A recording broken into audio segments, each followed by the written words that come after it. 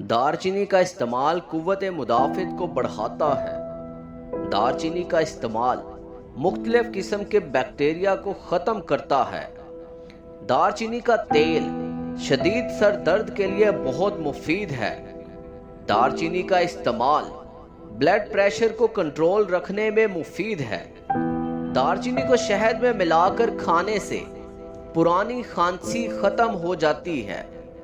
دارچینی شریانوں میں خون جمنے سے روکتی ہے۔